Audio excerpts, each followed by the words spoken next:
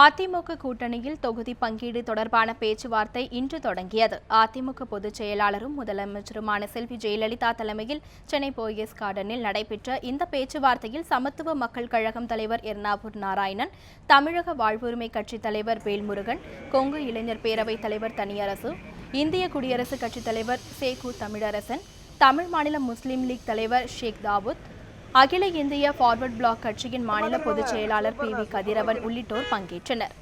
பேச்சுவார்த்தைக்கு பின்னர் செய்தியாளர்களை சந்தித்த அவர்கள், அதிமுக கூட்டணி வெற்றி பெற தீவிர தேர்தல் பிரச்சாரத்தில் ஈடுபடுவோம் என்றும், தொகுதி பங்கீடு பற்றி பின்னர் முடிவு செய்யப்படும் என்றும் தெரிவித்தனர்.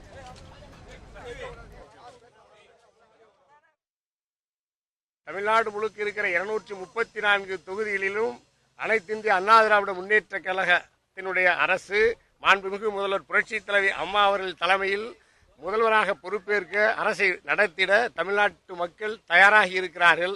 அந்த வெற்றி அணியில் தமிழ்நாடு கொங்கு இளைஞர் பேரவையையும் இன்று இணைத்துக் கொண்டு நாட்டு மக்களிடத்திலே இன்றிலிருந்து வாக்குகளை சேகரிக்கிற பொறுப்புக்கு தமிழ்நாடு கொங்கு இளைஞர் பேரவை தயாராக இருக்கிறது. ஏற்கனவே பார்வர்ட் பிளாக் கட்சிக்கு ஒரு சட்டமன்ற உறுப்பினர் இருந்தது. அதை கூட்டி கொடுக்க வேண்டும் என்று ஒரு கோரிக்கை வைத்திருக்கின்றோம். அதே நேரத்தில் அந்த பிறகு பேசி சொல்கிறோம் என்று சொல்லியிருக்கிறார்கள். அனைத்து இந்திய அண்ணா திராவிட முன்னேற்ற கழகம் 2016 சட்டமன்ற தேர்தலில் மீண்டும் வெற்றி பெற்று தமிழகத்தினுடைய முதல்வராக மாண்புமிகு புரட்சித் தலைவி அம்மா அவர்கள் தமிழகத்தினுடைய முதல்வராக மீண்டும் பொறுப்பேற்பார்கள்.